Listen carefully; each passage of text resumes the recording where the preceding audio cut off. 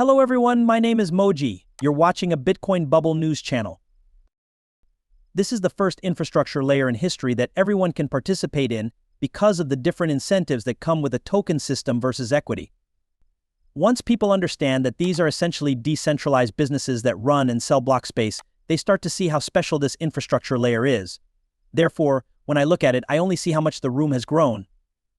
It grows by about 100% a year, which is twice as fast as the internet because it was built on internet rail, so it should go quickly. When I look at that trend as a whole, I see that it encompasses a space worth $2.5 quadrillion right now. It will be $100 trillion by 2032 if we keep going. I think that's the most money that has been made in the shortest amount of time in the history of the world, even if I'm 50% wrong because I'm a complete idiot. The S&P 500 has gained the same amount of value in 8 years as it has in 100 years. Okay, it's a banana. This is why we can own this acceptance layer. And these companies that sell block room are the only ones who are interested. The best thing to do is to first try to catch that growth. You can't focus on just one thing in the space if you want to do something. Get between $2.5 trillion and $100 trillion. You're going to be fine. The world of cryptocurrencies is growing at a speed that has never been seen before. This is likely the best chance in human history to get rich. Raoul Pal, CEO of Real Vision, said in his most recent interview that the cryptocurrency market, which is worth $2.5 trillion right now, could hit $100 trillion by 2032. This would be a 50x rise, which would be the biggest gain in wealth in the shortest amount of time. It would still grow at the same rate as the S&P 500 over 100 years in just 8 years, even if his estimate is off by 50%. That is truly amazing. A lot of the time I try to explain this to people. It doesn't matter what other people believe, that's not how you make money. When you take into account risk, you make money by having the asset that does the best. I believe that the middle to upper part of the curve, which shows networks that are becoming more popular, does the best this cycle. This cycle is an E-class cycle, and we will see who it is this cycle, whether it's Sui, Neo, or something else. That's the best chance we have to make money in that space. First, pay attention to that. That's the, don't mess up this argument. To go from 2,500,000,000 to 1,000,000,000,000,000,000,000,000,000,000,000,000,000,000, please do that. You'll get paid a lot. Yes. After that, I just get rid of as many people as I can. There aren't many people whose signals I'll ever listen to. If you tweet something, I'll always read it because I think there will be a lot of signal to noise. There is a lot of noise around most people.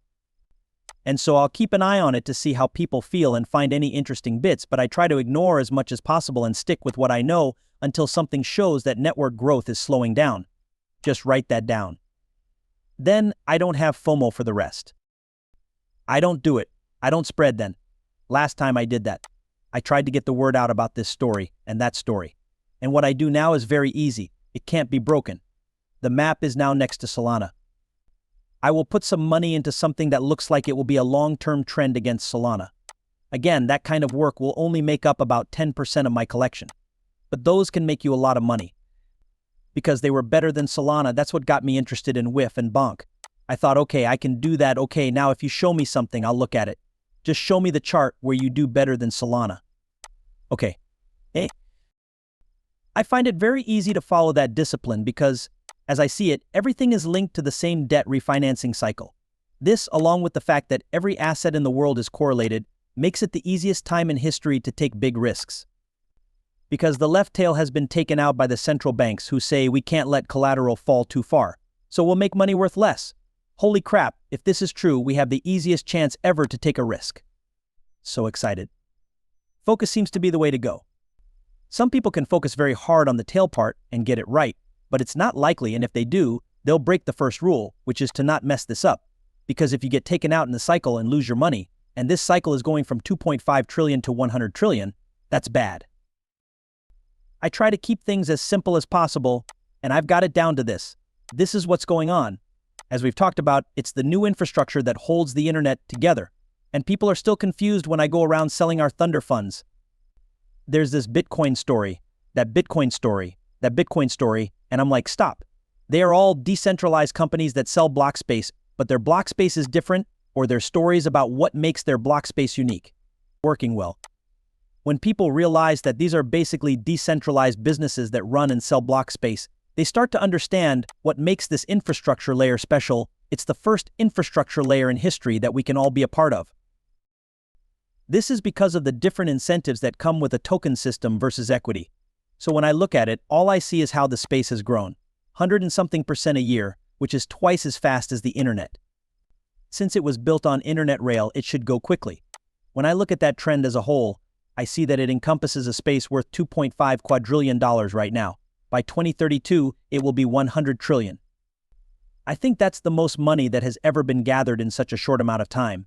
I'm so stupid that even if I'm off by half, it's still the same as the SP 500, adding 100 years worth of value in 8 years. It's a banana. The only reason is so we can own this adoption layer in all of these companies that sell block space. It's best to just try to catch that growth first. There is room for anything. Don't try to concentrate on just one thing.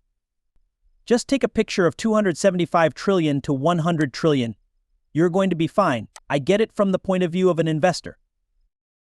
A little less instability will lead to good results, like the applications layer being able to build correctly.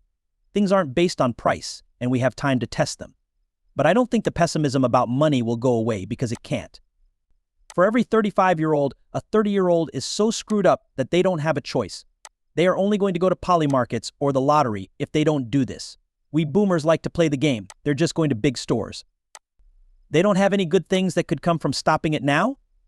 Yes, I think it's because people are interested in speculating and the dream of getting rich. I talk about that whole I need to unfuck my future thing. That is so common.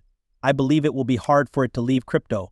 And if it's a big chance, who are you to tell people, well, you can't drive the next leg of it? And now I have another thought to think about. It's using your idea of a longer cycle as a guide. Once more, I think this is more likely to happen with tech stocks than crypto, but I think it's still true. I think one of the worst parts is that 2026 cash gets pulled out of the system a bit. It's not the year 2022 again. PTSD affects some people. It only went down 40%. Why was that? The Nasdaq falls 20 points. Then we get stuck in a bubble. Because if you think about the stories of AI, robots, and electric vehicles, they all come together to make one big story, right? This idea of an exponential age is going to be silly. I think this is the last break we'll have before everything goes completely crazy. And the real risk I face is that everyone who leaves the market won't be able to get back in. Okay, yes, that would be so cruel. Is it clear? As of now, everyone agrees that it goes at 85%. I'll take this every time because it's free. I'll do my 20x and move on. If you don't get that, there's a chance you'll still get your 20x, but you won't get in.